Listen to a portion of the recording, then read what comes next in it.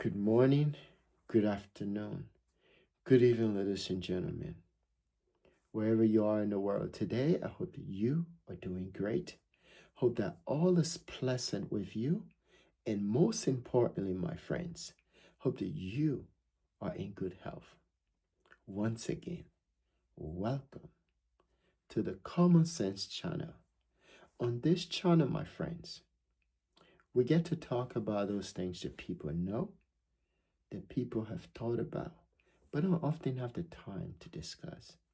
These, my friends, are the things we discuss here on the Common Sense channel. So, once again, welcome to the Common Sense channel. So, today I want to talk about all things Africa, but I want to look back into my childhood to talk about a place that I know, that I love, that I hope for great many things to happen, and that I will always talk about. Why? Because it is my genesis. Africa is my genesis. Africa is the place that brings forth this human being sitting right here talking to you. Africa is my home. I know I could travel to many places in the world. I could stay there. I could be a part of that country. I could love it. I could defend it. But above all, the place that brought me into this world, the place that I was born, will always be the center focus of my universe. I hope you understand what I'm saying. So, when I come to my channel and I talk of Africa, I'm talking of a place that I wasn't just born into, that it was born in me, is embedded in me, and will always be until I leave this world. I will always be called an African, a black man. As Peter Tosh says, no matter where you come from, as long as you a black man, you are an African. No matter your nationality, you have got the identity of an African. See? What I hope for is for every sons and daughters of the continent to understand this, that no matter what you do, Africa is you. You is Africa. That should be your first love. Why is that? Because it's your genesis, your beginning. All the ideas of I'm from Togo, Benin, Ivory Coast, Ghana, Nigeria, Liberia, Guinea, all of these are just construct. These are artificial construct that has nothing to do with your Africanness. Understand? Until we start to see that the idea of unity is a distant dream. You understand? So I want to talk about a song, because I'm one of those people that value music. I personally think that musicians are wise people. All musicians are wise people. No one go into a studio to make a song without a meaning or a message. Maybe the message in the song may not be for you, but the message of the song or in the song belongs to someone out here, out there that needs that message to move on in life, to progress in life, or to live. So there's a wise man from Mali. I love the people of Mali. I'm not saying it because I want to say it, because Malian history is great. When you hear of the Keita, these are great people. The Malians are great people. So to every song, there is a history of that song. In the early 90s, when Europe, most people, when they look at Europe, they think it's united. The European unity is a facade,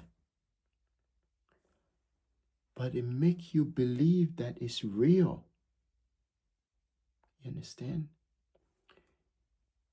European unity is just like what Africa is going through. Why did the League of Nations, why did it dismantle? If you're a historian out there, check it out, you see. Because the Europeans were not united. The European has never been united. Even now, they are not united. But what they present to you is a facade. So in the early 90s, when they were planning to unite, to form what is called the European Union, all of those Africans that had once settled in places like France and part of Europe, especially France, it was difficult for them to go back. Understand? It was difficult for them to go. They were being denied visa to visit their loved ones, to even travel there.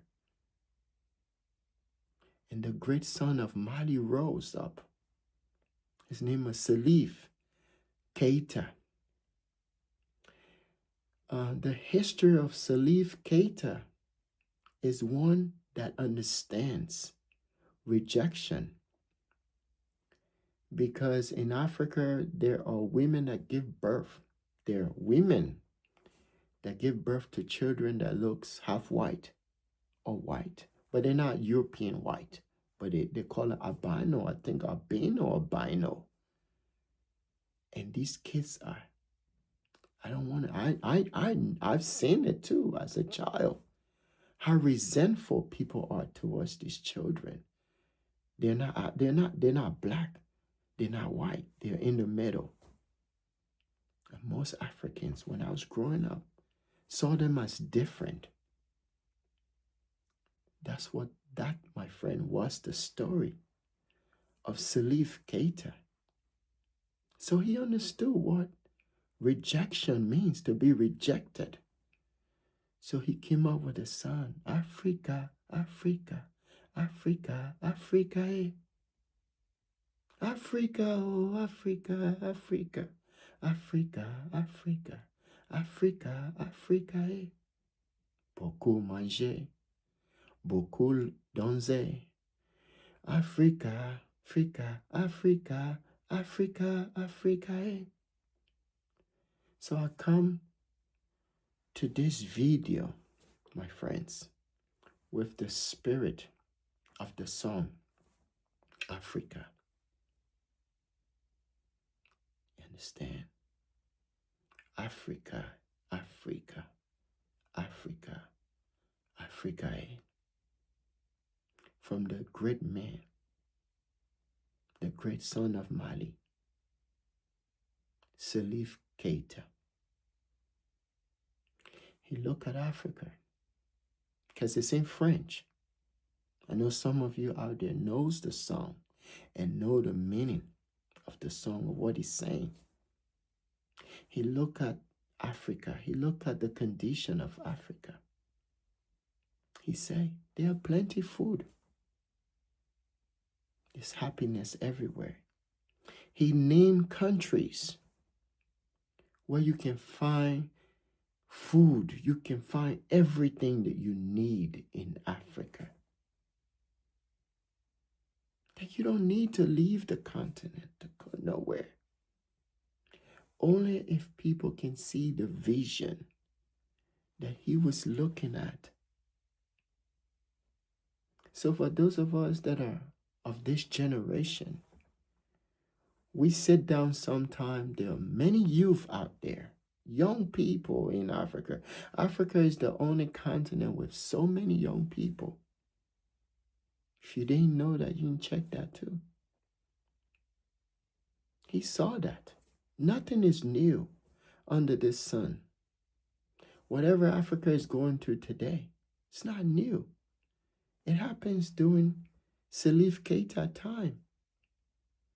And that's why he took to the studio and did that song. Oh, Africa. Africa, Africa, Africa, Africa, Africa, Africa, Africa, You understand? So nothing is new. For those of you who really did not really who follow my videos from the beginning, so you wouldn't know my views on Africa. And when I talk of Africa, I don't just focus on anything. My main focus has always been and will continue to be government and religion. These two are our enemies. These two are the reasons why we are where we are today. You understand? Salif Keita didn't know that.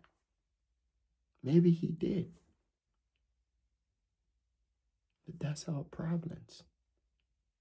I think it could be a force. I think both of them can work together. As the kids, they both always work together. You understand? Oh, Africa. Africa, Africa, Africa, Africa, Africa, Africa, Africa, When you were little, some of you who are the Gen Zs today, you can attest to this. And I think it's universal too. Because the whole world is run by old people. This is the old people century. You understand? When I say old people, I'm talking about old rich people. They run the world. They are our senators.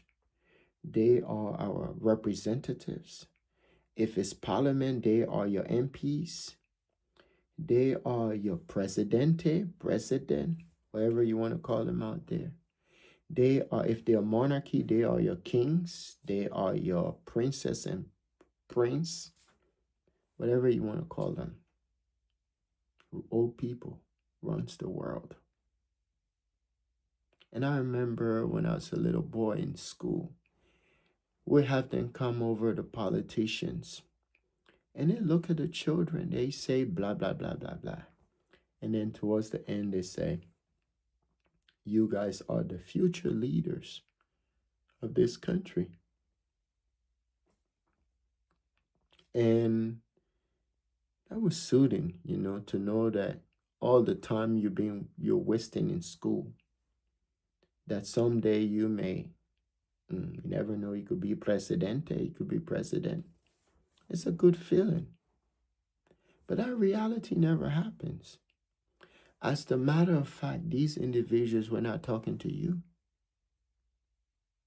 Because meanwhile, they were blah blahing you. Their children were going to schools that were not even in Africa, preparing them to be your future leaders. in every sector of the society. Oh, Africa, Africa, Africa, Africa, Africa, Africa, Africa, Africa, And the young people said that we want to take charge. We want to be in charge of our own destiny and our own future. What am I saying here? I'm talking about Sonko and Veya in the great nation of Senegal. These are two young men. Their visions of Senegal were not even different. They were identical. They were almost identical to a point that when Macky Sall, or Sall, I don't know how to say his last name, the former president of Senegal, when the young people managed to get him out of office, when their revolution started, because he had arrested Sonko, the charismatic Pan-Africanist, just like his ancestor had once stood for. He was in prison, and he asked his second in command to take charge. He didn't even know that the second in command, Feya or something, I think it's Feya, was actually a neo Pan-Africanist. If you never heard that anywhere, just like neo-colonialists, they are neo Pan-Africanist. These ones are the fake ones. They'll come in, they're neo-nationalist, you can call them, because I don't think Pan-Africanism is as relevant as African nationalism, even though it's the same. So if you're out there when you hear Pan-Africanism, just think it's African nationalism. But some of them come in as neo-Pan-Africanist or neo-nationalist, African nationalist. So he was faking all along that he was a true Pan-Africanist. A true Pan-Africanist is someone that's more about nationalism. It's not about them, this whoever the individual is now. It's about the country. Whatever that country is. I say Africa, but they've partitionalized Africa, so we're just going to call them as countries. But a true nationalist or Pan-Africanist is someone that think of the interests of the people. Sonko, who is in his mid-40s or 40s, no different than Macron. You understand? Macron is a young man, but he's a smart man. I think Sonko is smart, but Feya the butt kisser is not. Africa, Africa, Africa, Africa. Sonko is busy. He's busy thinking of Senegal, the well-being of Senegal, the great people of Senegal. He's busy thinking of making Senegal great, taking care of the needs of the average Senegalese. Great people, if you don't know them. I know some of you have encountered some of them. Great. I travel and I've seen many people, different types of people, different kinds of people. Senegalese are different, very hospitable, welcoming. That, my friend, is the thinking of Sonko. But guess what? The guy next to him, who, as I said initially, had the same thinking and mindset of Sonko, wasn't thinking like that. He's now a neo Pan-Africanist. Who is a neo Pan-Africanist? A neo Pan-Africanist is somebody that relishes in his privilege to a point where the vision of Pan-Africanism become obsolete, become nothing less. All this neo Pan-Africanist is thinking about or thinking of is or are what's in it for me and my family, what I can get, not what the people must have. So when you see me, I come on my channel, these are the individuals I talk of. And I hold no reservation on these individuals. Because for me, anyone that don't put their family first, it's like a scum on the earth. It's like nobody to me. Your country is like your family. Your family are there for you when you are nothing. They are your genesis. They are your beginning. Without Senegal, you are nothing. So if you don't put the people, their plight, the situation first, you are nothing to me. You understand? Whenever you think of the country as if it's your family, and you'll be successful. And Sonko, a young man, you remember when you told the old folk, the old people, you say you want power. They give you power now. You have power now. Your experiment can prove to the world, Sonko, fire. I don't care much about fire. Because he's toasted. That's it. It's done. Sonko. By the way, congratulations of being the head of parliament now.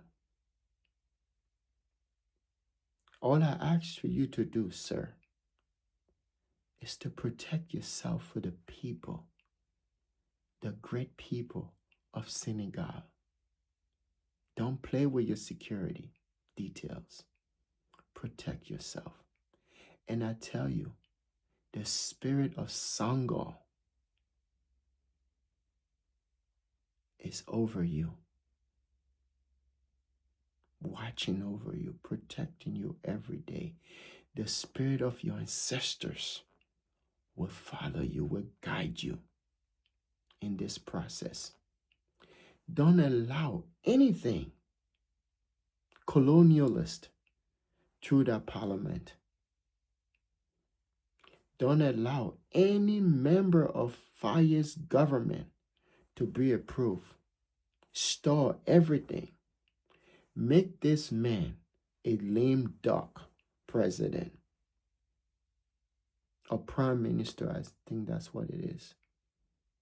Because he's a betrayer of the people of Senegal.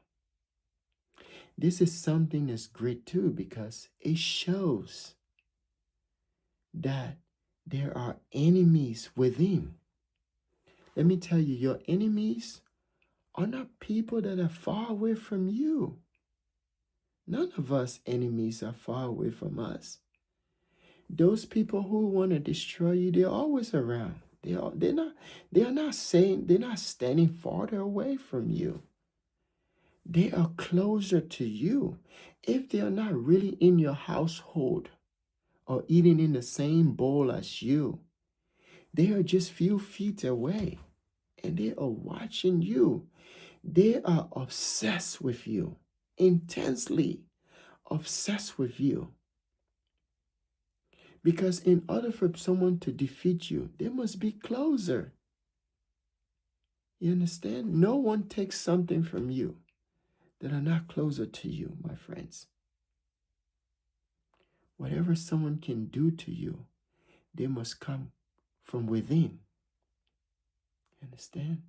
So that's the reason why me personally, I don't blame colonialism much, even though I know they exist. I know they're colonialism, they call it neocolonialism, still exists in Africa is because we allowed them to. You understand? Colonialism will work with you if you put your foot down. The old people say, put your foot down.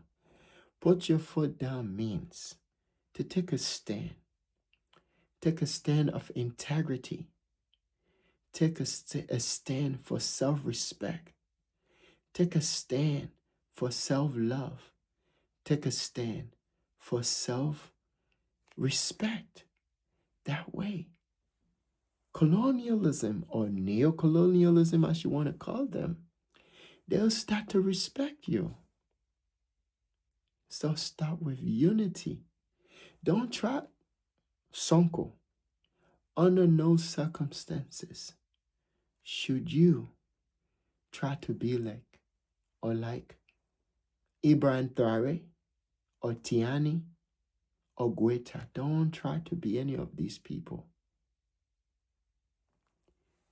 Try to be strategic, methodical, and focus on the ideals that you stood for to make Senegal great again. Why should you do that? So the people of Senegal, because sometimes most people don't know, Mali and Senegal are the same people. Their languages are almost the same. If you listen to Salif Keita music, Africa, you would hear in the music, he's mentioning Senegal. These are one people. These are great people. I think that whatever Mali is doing has a connection to Senegal. Their history and their bloodline is connected. So if you're in Senegal, ordinary Senegalese, you have to pray. You know, most of you are Muslim. Pray to Allah if you believe in that, to help Mali succeed, so that you be succeed too. You be successful. That's what we ought to be doing. Hoping for each other to succeed. And supporting each other. Your ancestors did that. You look into your history, you see. Some of you, you'll forget your history. Africa, Africa, Africa, Africa. Hey. Don't forget your history. You know, when I left Africa, I didn't grow up like most children today.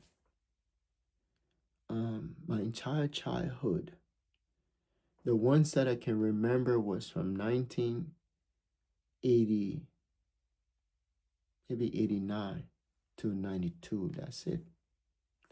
The rest of my childhood were wars, coup d'etat, killings, murder, destruction. That was it. That's all I remember. Until I came to this country. And when I got here, at some point I wanted to know who or what was responsible for all of the things that were happening that got me messed up, that got me to where I find myself. Some people may not really want to know, but I wanted to know. I wanted to know because your history helps you. It helps you grow. It helps you become successful. And it helps direct you. Could be in the negative side, or could be in a positive direction. Could be both, negative. It depends on you as an individual. And that's the reason why I always say, until you discover yourself, you're wasting your time. Until you discover yourself, you won't be able to find your way through life. That's the truth. And every time I do these videos, I don't want to ever find myself feeling bigger than Africa, or feeling better than any Africans, or feeling better than any black person. When we talk of black people, we're not talking about what the definition is. We're talking about a people that comes in all shades. Yeah, except people who are ignorant, or people who just want to be ignorant, or people who don't know. When you think of Africa, it should be a land of black people. No, there are all sort of people down there. And when you go, you'll be surprised. You're like, what, is this Africa? Yeah, it is. So I don't ever want to find myself being condescending or talking down on Africa. Because I know we've been beaten down. We've been talked about. We've been maligned. We've been sidelined. We've been discriminated at. We are on the food chain, probably at the bottom of the food chain. For those of us that had a degree, while we're in Africa, if we go to these Western countries, some of us have to start all over again. It doesn't matter your age. I know people who were doctors, lawyers in Africa, and they come to overseas, places like the United States, they are reduced to nothing. Some of these people, they were ministers, lawyers, people open doors for them. And they come here, they have to do jobs that they don't want to do, but they don't have choice. You know, because they either do it or the reality sets in. The reality in the Western countries are real. Africa, Africa, Africa, Africa, eh? You know, it's real. So until these countries start to take the steps needed to better the lives of the people, you know, Africa, Africa, eh? What Salif Keita was saying in that song would not be true. Because he said, you don't need to go to France. Why are you going there? Why? You don't need to go to Europe. Within Africa is all of the things that you need. What is food? Beaucoup manger. What is land? Plenty.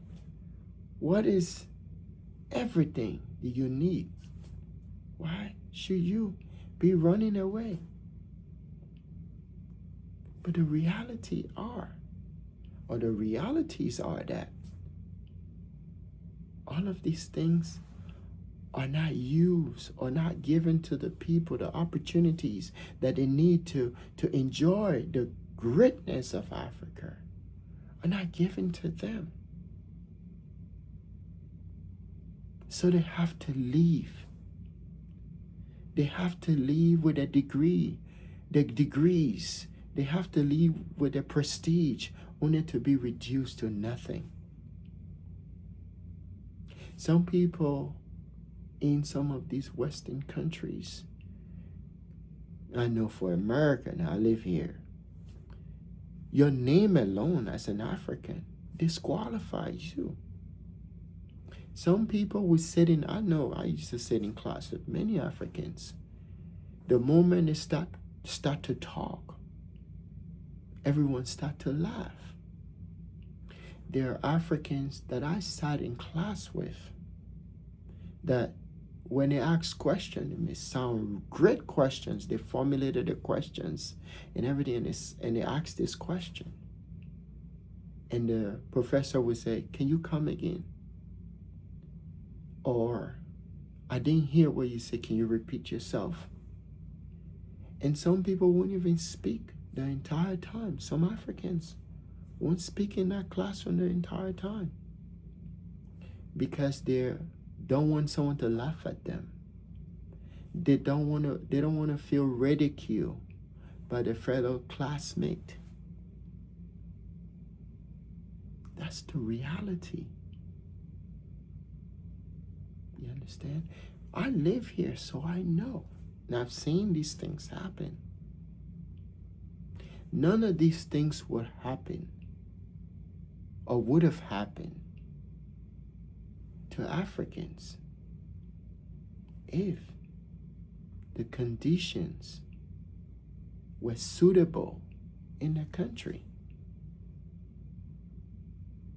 You understand? If I had grown up in Africa, I would have stayed there. But I came to this country when I was a child.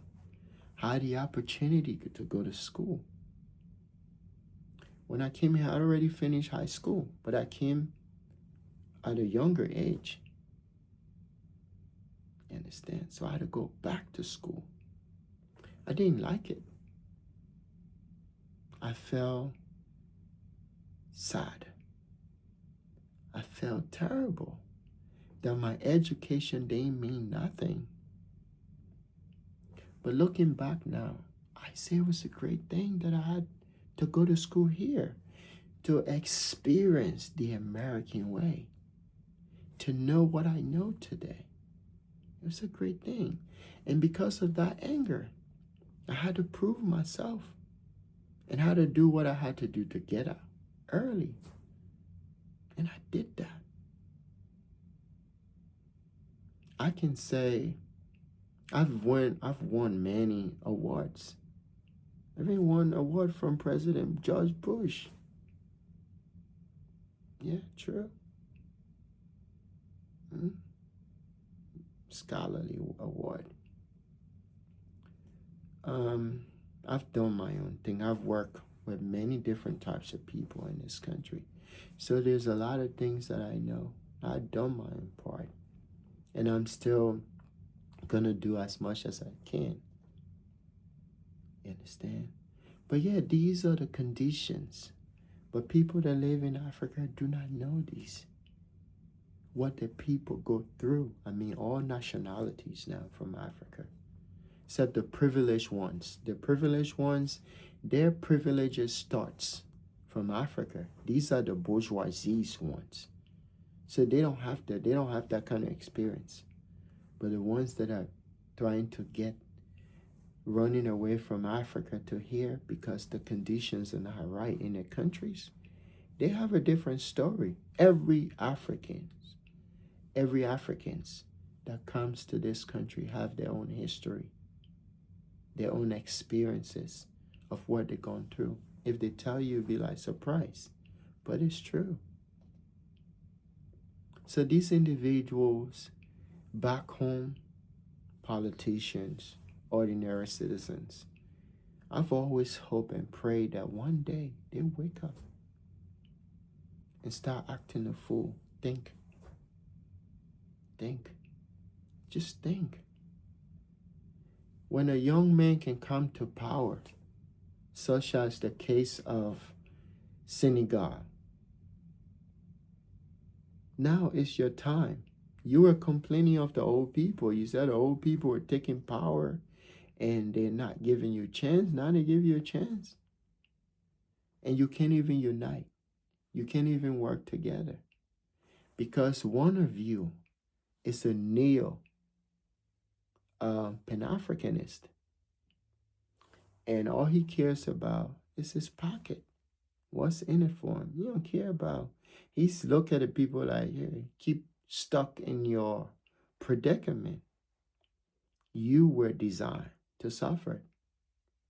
That's not the destiny of Africa. That's not the destiny of the people, the sons and daughters of Africa, to suffer all the time. Africa, Africa, Africa, Africa. Yeah. Look at the case when Ebola first was discovered in Africa, especially in the southern Central Africa area, would be Congo, Uganda, Burundi, those areas. Uganda, Congo.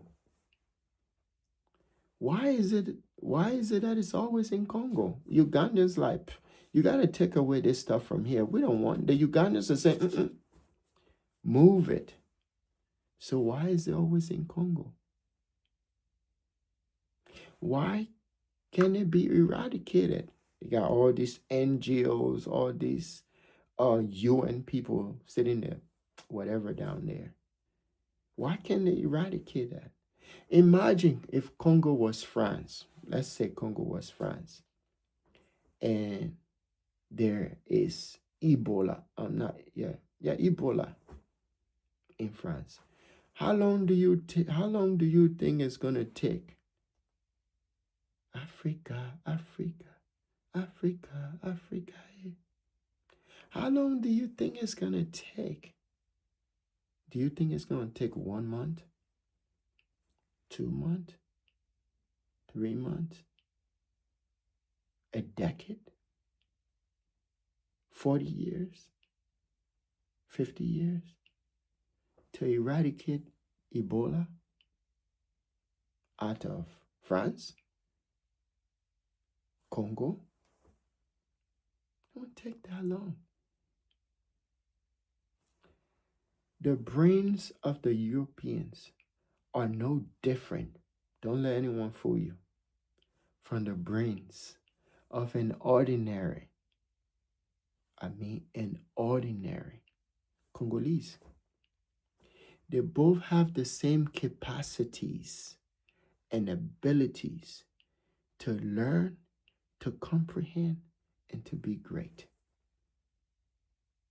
Everything they told you about yourself is a lie. Once you discover that, you wouldn't think that someone is better than you, physically, spiritually, academically, in any form. If the French people, the French government, can find a way to eradicate Ebola out of France, the Congolese can do that for themselves. All they need to do, if you may ask me, kick out all these people out of Congo. Some may say it's difficult. Why not? Kick them out. Kick them out of that place. Clean house. Kick the UN people out. Whatever their scientists are, kick them out. Burn down, if possible. Eradicate all of their labs. Go back to what the ancestors used to do. Because Ebola is a new stuff. It's a new phenomenon. It used to be in Uganda, but the Ugandans said, no. You're not bringing that here. No. Where do they take it to? Congo. We're talking about 2026, when the advancement of technology is so immense that we don't even know how scary the world will be in 10 years from now. I say 10 years to be a little bit funny. Could be tomorrow, anytime, within the next 5 years. Technology is moving at a rapid speed. And these people are still fighting on an old story. And thousands of Congolese have been dying. Why can't the story of Congo change? I know a lot of Congolese, they are great people. You understand? They are not happy to know that the country is always at the center of news. Imagine the entire Congolese national soccer team had to quarantine when other countries are not required to do that just because they are Congolese. I think that's the reason. Not all of Congo has Ebola. But when you listen to the news, they don't say Congo Kinshasa, they don't say Congo Brazzaville, or Congo Democratic Republic of Congo, DR. See, they say Congo. So the Congolese, you need to unite, come together, and remove all these people out of your country. Send them back to Europe or the United Nations, wherever they came from. Respectfully ask them to leave your country. And that way, you'll be able to sit down and think and see what's going on. Who is responsible? Why is it always in Congo? Why can't it go to wherever it came from? Let me tell you, if a country has a poor health system, it's a hotbed for anyone with malicious thought, with ill intention.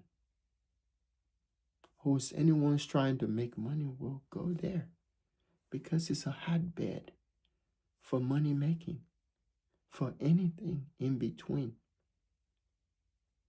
That's why they want chaos. That's why they want wars. These money-sucking, blood, vampire leeches, they're out there. And they come in the form of charity. But meanwhile, if you understand Congolese, you know, nothing is free. Even if someone gives you a little piece of lollipop, it costs them money. You may think it's free. But that one piece of lollipop, they're giving you, they are getting 4 lollipops in return that you don't know of. So nothing is free. Tell them to leave your country. Oh, Africa.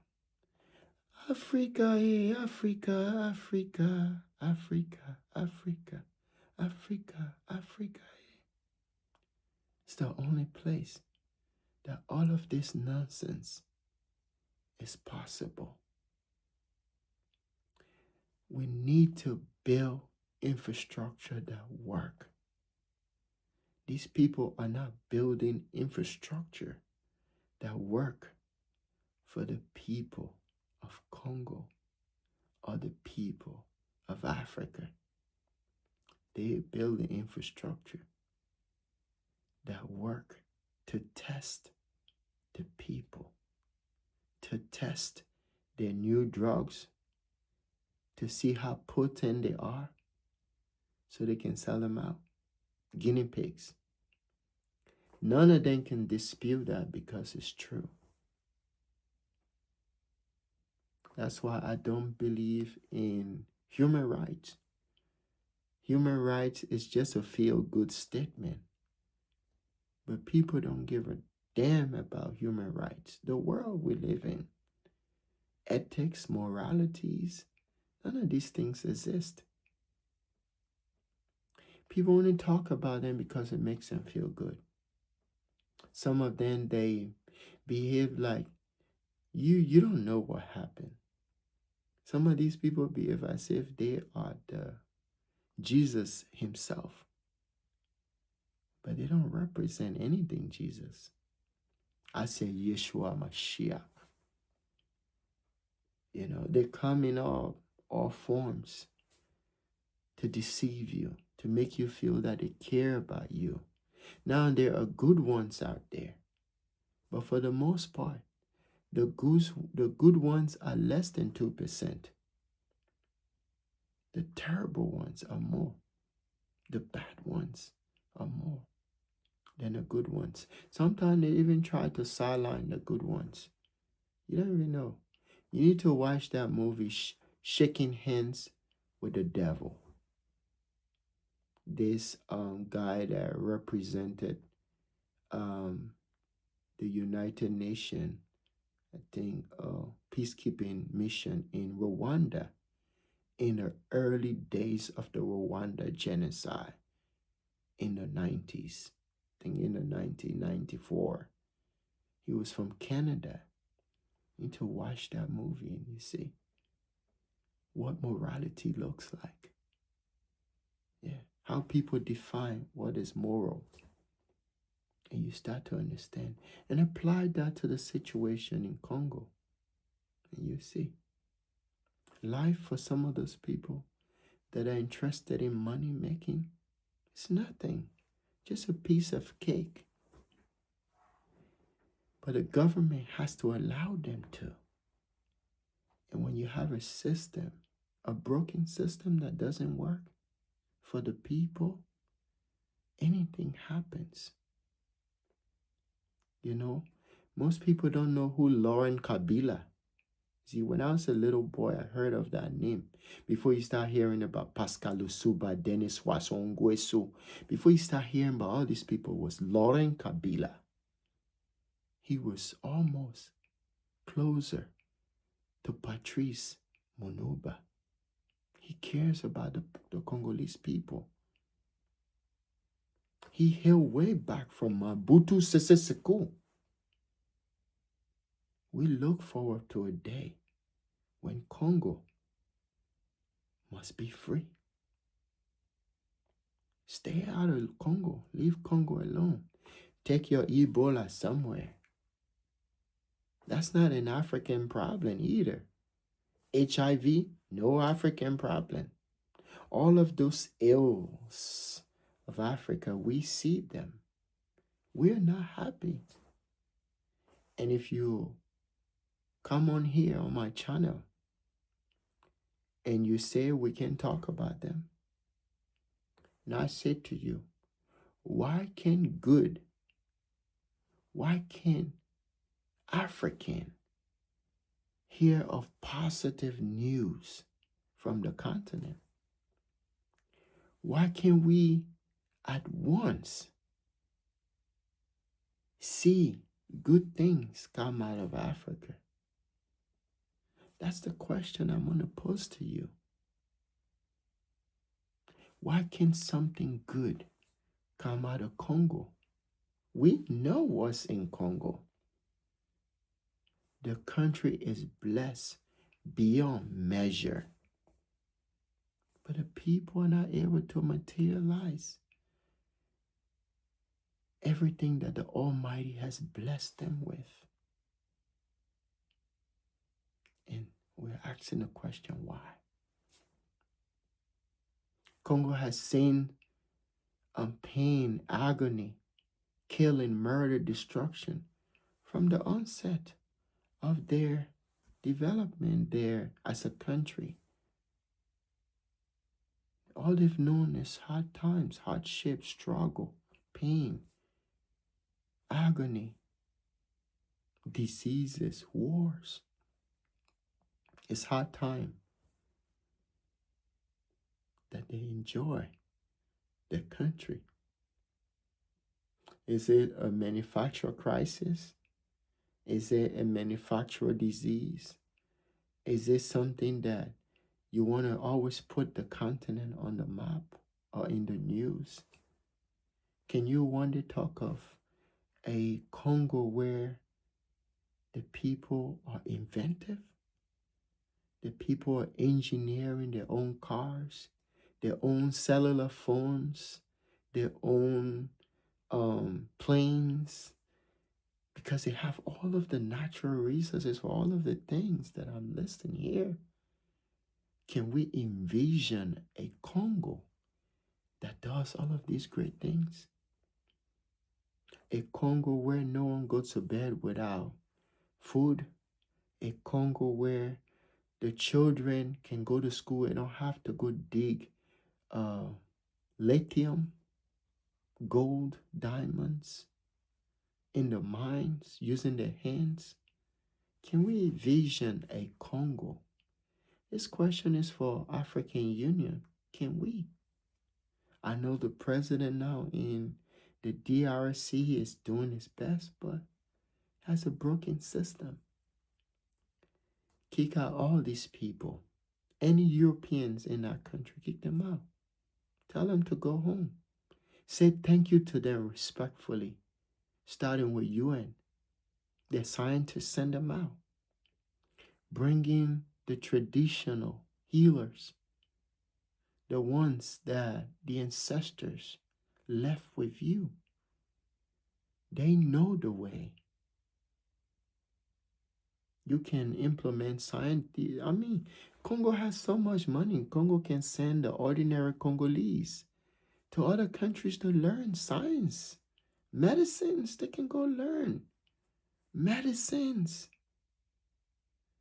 King Nebuchadnezzar did that. He sent out people into other parts of the so-called Africa to learn and come back to Babylon and make it great. This is not new. You don't need these NGOs. NGOs, they call it non-for-profit. You know it's not true, but you don't know. NGOs does not mean non-for-profit. It's for profit, you understand? Nothing is free. Some of these people are taking information from your countries, sharing them with their folk out there. So by you removing them out of your countries, will you ever see United Nations send someone in America? That would never happen. To do what? Even during election time, United Nations don't even send an observer to observe American elections. You kidding? You kidding? That would never happen in 1,000 years. So these people shouldn't be in your country. I'm not going to say nothing against United Nations, but they're feckless. They're weak. I'm not a fan of United Nations. I'm not. Any body of governance that can sit there and watch from Rwanda genocide to what's happening in the Middle East, so-called Middle East, Gaza, Lebanon, other place, and just blab. It's not an organization, bro. It's nothing. It's a waste of time and money. I don't even pay much attention to United Nations. The people of this country has to take matters into their hands. Only you can bring about your freedom. No one can give you freedom. The Almighty made you free because you live in a physical world that the Almighty has nothing to do with. So you must fight for your freedom. Now I say this any day, anytime. Almighty, God, whatever you want to call it, has nothing, absolutely nothing, Congolese, Africans, wherever you are, God has nothing to do with the affairs of men. They never told you that. I'm telling you now. Has absolutely nothing. If you are to progress in life, you do it one way, by yourself and networking with others. Only this other person, another human being, can help you grow and get to where you want to get to. Only another human being can bring you down. can destroy you. And even that, God will watch that person do it and wouldn't intervene until you intervene. Before you will be successful at what you want to do, it starts with you. So, Africa, hey. So that's the story of Salif Keita, the great one, the great man, the great musician of Senegal. You understand? I think is it Senegal or Mali? Mali. Not Senegal, Mali. Take that back. I just look at Senegal. It's at a crossroad right now. The only thing I hope and pray for Senegal, that country does not descend into civil war, because all civil war starts from internal disagreement. War is the definition of war is disagreement. Internally, I hope and pray, inasmuch as I want Sonko to make ruling Senegal difficult for that loser, that neo-Pan-Africanist, pretending all this time to be a Pan-Africanist. Meanwhile, he's not. This is why Africa is where it's at. Because all of these leaders are pretending to be Pan-Africanist with the mindset of a true Pan-Africanist, a true African nationalist, and meanwhile stabbing the country in the back. And I hope he can protect himself, Sonko, and the people of Senegal. Now we're just going to look at individual countries. Each country in Africa needs to make sure that the people, their needs are taken care of. Forget about all the African unity. That's someone's pulling his shots. And they don't have money too. So because they don't have money, they can't do anything. Until they have money, then they can start talking. But right now, focus on individual country. That's what the Sahels are doing. They understand that freedom is not free. It comes with a price. Until you understand that, you're going to be stuck. All these people that are leech, vampires, scum, that are in these countries, that are sucking the blood of that country or those countries, you need to eradicate these people. Get them out. It's the truth. Get them out. If you don't remove these people out of your country, you're not going nowhere. It took the Chinese less than 70 years to get to where they are. How do you think they did that? Do you think they did that praying? Fold their hands and say, Jesus, Allah, no. You had to purge that place. It used to be called Indochina, if you don't know. India, Indochina, Hindu, India, Indochina. You had to purge. It's kind of difficult to say. Some people who don't understand the difference between good and evil, they say, oh, that's wrong. Don't say that. The Chinese did that. Some of them say, oh, well, if you don't want to be part of the experiment, can go somewhere else. A bunch of Chinese, they cross over to a place called Taiwan. The Chinese Communist government allowed that to happen. The people that crossed over to China with the Chinese Democratic Party, they crossed over. China was practicing democracy. Those group of people that in Taiwan right now, they believe in democracy. That's why they cross over. That land belongs to China. It's true. So democracy is not something that comes to you by just talking. It comes to you by taking actions, tangible actions. Let me tell you, the history of a country is important, but where the country was and where it's at today, that's a different thing. People don't remember that. People only remember where the country is. If you know a country, a small country named Singapore, Singapore was a poor country.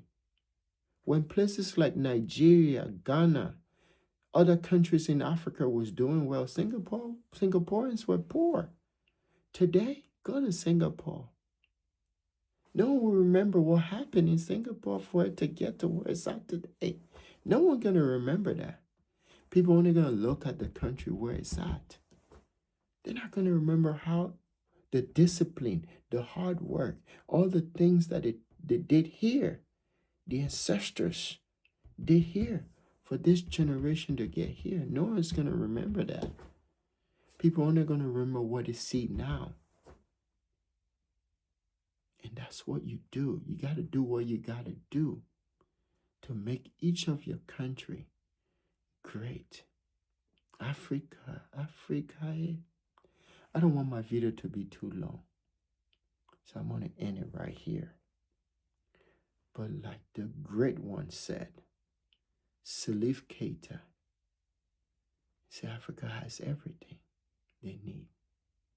They have plenty manger, beaucoup donze, have everything. They don't need to go nowhere looking for anything. They don't need your visa. They don't need your abuse, your insult. None of that.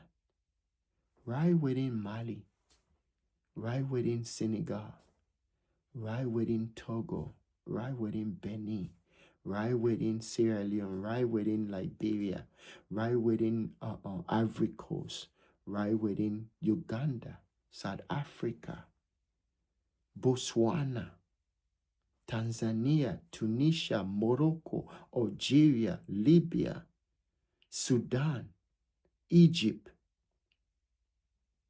Somalia, right within those countries are everything. And all you need, my friends, are leaders who are selfless, who all they think of is African nationalism. You can be an African nationalist and still work with any countries in the world. Let no one scare you saying that if you be an African nationalism, you're going to tie the country down like they do the Eritrean president. That's one of the toughest men in Africa. That Eritrea president. You know, again, I don't care what people say about him. You understand? Because people are going to polish you. Look at what they say about Idi Amin. Look at Uganda today. Some people look back in history and they look at Idi Amin and say, oh, the man was right on point. Someone's going like, why are you talking about Idi Amin? Idi Amin, the man he was a cannibalist. Man, that's all propaganda. It's like lies. If you listen to Idi Amin talk, you listen to him, have you done your history on the man? The man named Idi Amin Adada. See, we grew up to stuff like that. We listen to stuff like that. We study. If you do your research, you see. Let me tell you, the people that write the history, they can write history about anyone they want to write. They can, look, there are people in this world that are so talented and powerful that they can make a good person look bad. And they can make a bad person look good. Because they have the narrative. All I'm saying is you should have the power over your narrative. Don't allow no one tell your narrative. Because those people who have the power to tell of your narrative, they would tell of your narrative in a way that if you don't take time, even your own people will turn against you. And that's why you, my friend, ought to be in charge of your narrative. Tell your narrative as if your life depended upon it. So that way, people do not tell lies about you, because there are plethora of them out here that will push false narrative on you to destroy your person. As I've always say, the greatest thing that could ever happen to anyone is not the day you were born, not the day you had your first car, the day you graduated from college, high school, the day you became a lawyer, doctor, an engineer, whatever it is that you're working on, my friends.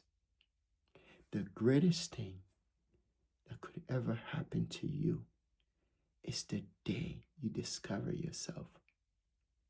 Because from that day, my friend, and going into the future, you, my friend, will discover yourself. You will be wise. You will be great. And no one will misguide you, will mislead you, or even direct or write your narrative. And this is true, and this will be true someday, maybe today or tomorrow, for the continent of Africa. This is what we hope for.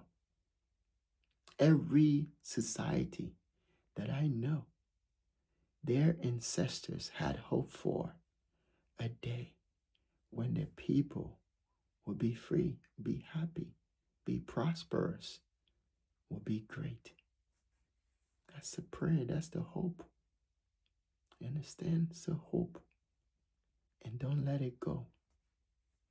I want to thank all those people that are genuinely subscribed to my channel. I want to thank their family as well. And I want to thank those who continue to support and watch my videos.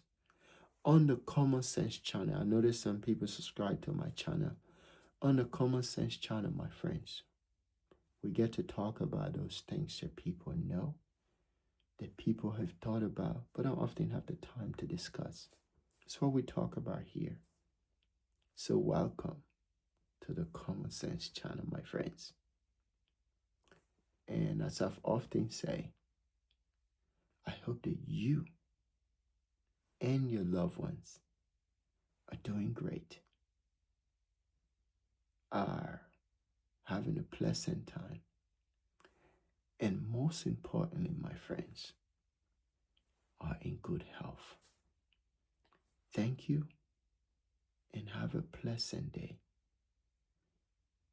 And I hope that all is great for you. Thank you.